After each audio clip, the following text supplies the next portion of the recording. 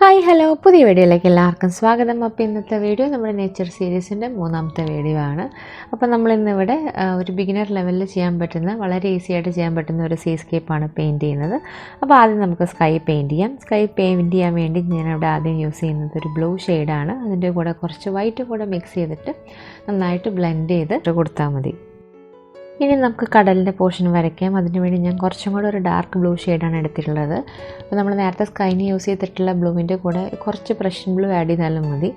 എന്നിട്ട് ജസ്റ്റ് ഇങ്ങനെ ഒരു ഹൊറൈസൺ ഏരിയയിൽ ഇങ്ങനെ വരച്ചു കൊടുക്കുകയാണ്. അതിൻ്റെ കൂടെ കുറച്ച് വൈറ്റും കൂടെ മിക്സ് ചെയ്തിട്ട് അവിടെ ഇവിടെയും ചെറുതായിട്ട് ടെക്സ്ചർ പോലെ കൊടുക്കുന്നുണ്ട്. കടലിൻ്റെ ഒരു തിരമാലയൊക്കെ കാണിക്കുന്ന രീതിയിൽ അവിടെ ഇവിടെയും ചെറിയ രീതിയിൽ ടെക്സ്ചേഴ്സ് കൊടുക്കുന്നുണ്ട്. അതിന് ശേഷം ഒരു തിൻ ബ്രഷ് കൊണ്ട് ആ ഡാർക്ക് ബ്ലൂ ഷെയ്ഡ് ലൈൻസ് പോലെ വരച്ചു കൊടുക്കണം. നമ്മൾ ഏത് തിരമാലയാണോ അതിൻ്റെ സൈഡിലായിട്ട് തിരമാല വരുന്നതിൻ്റെ സൈഡിലായിട്ട് ജസ്റ്റ് ഒരു ഡാർക്ക് ഷെയ്ഡ് പോലെ ഔട്ട്ലൈൻ പോലെ കൊടുക്കണം. അതിനുശേഷം നമുക്ക് ലാൻഡ് പോർഷൻ വരയ്ക്കാം. ഞാനിവിടെ യൂസ് ചെയ്യുന്നത് യെല്ലോ ഓക്കർ എന്ന് പറഞ്ഞ ഷെയ്ഡാണ്. അതിൻ്റെ കൂടെ കുറച്ച് വൈറ്റും കൂടെ മിക്സ് ചെയ്യുന്നുണ്ട്. അതിനുശേഷം നമുക്ക് ബാക്കിലത്തെ മൗണ്ടൻസ് വരയ്ക്കാം. മൗണ്ടൻസ് വരയ്ക്കാൻ വേണ്ടി ഞാൻ ഈ സെയിം ബ്ലൂ ഷെയ്ഡ് തന്നെയാണ് എടുത്തിട്ടുള്ളത്. അതിൻ്റെ കൂടെ കുറച്ച് ഒരു ബ്ലാക്ക് മിക്സ് ചെയ്യുന്നുണ്ട്, ചെറിയൊരു ഗ്രേ ടച്ച് കൊടുക്കാൻ വേണ്ടി. അതിൻ്റെ കൂടെ കുറച്ച് വൈറ്റും കൂടെ മിക്സ് ചെയ്ത് നമ്മൾ ബാക്കിലത്തെ മൗണ്ടൻസ് ഫില്ല് ചെയ്യുകയാണ്. അതിനുശേഷം നമുക്ക് കുറച്ച് മരങ്ങൾ വരച്ചു കൊടുക്കാം. ഞാനിവിടെ യൂസ് ചെയ്തിട്ടുള്ളത് സാപ്പ് ഗ്രീൻ എന്ന് പറഞ്ഞ ഷെയ്ഡാണ്.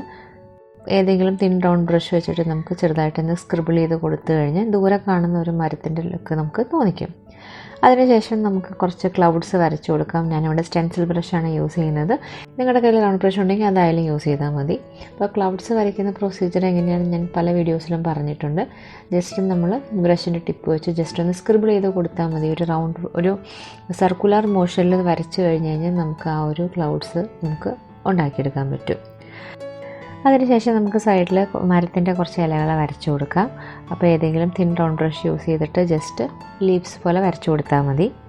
ഇനി നമുക്ക് താഴെ കുറച്ച് റോക്സ് പോലെ വരച്ചു കൊടുക്കാം. ഞാനിവിടെ യെല്ലോ ഓക്കർ ഷെയ്ഡും അതുപോലെ ബേൺഡ് അംബർ എന്ന് പറഞ്ഞ ഷെയ്ഡും മിക്സ് ചെയ്തിട്ടാണ് കൊടുക്കുന്നത്. അതിനുശേഷം നമുക്ക് തെങ്ങ് വരച്ചു കൊടുക്കാം. തെങ്ങ് വരയ്ക്കാൻ വേണ്ടി ഞാനിവിടെ യൂസ് ചെയ്തിട്ടുള്ള ഷെയ്ഡ് ബേൺഡ് അംബർ എന്ന് പറഞ്ഞ ഡാർക്ക് ഷെയ്ഡ് തന്നെയാണ്. അപ്പോൾ അതിന് വേണ്ടി ഏതെങ്കിലും തിൻ ബ്രഷ് യൂസ് ചെയ്യുന്നതായിരിക്കും നല്ലത്. തെങ്ങിന് നല്ല ഒരേ ഷേപ്പ് വേണമെന്നൊന്നുമില്ല, ചെറുതായിട്ട് അവിടെ ഇവിടെയൊക്കെ വളഞ്ഞ രീതിയിലായാലും നമുക്ക് കൊടുക്കാവുന്നതാണ്.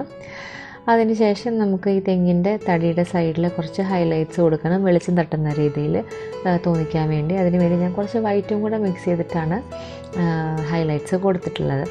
അതിനുശേഷം നമുക്ക് കുറച്ച് ഓല വരയ്ക്കാം. ഓല വരയ്ക്കാൻ വേണ്ടി ഞാനിവിടെ സാപ്പ് ഗ്രീൻ്റെ കൂടെ കുറച്ച് ബ്ലാക്കും കൂടെ മിക്സ് ചെയ്യുന്നുണ്ട്.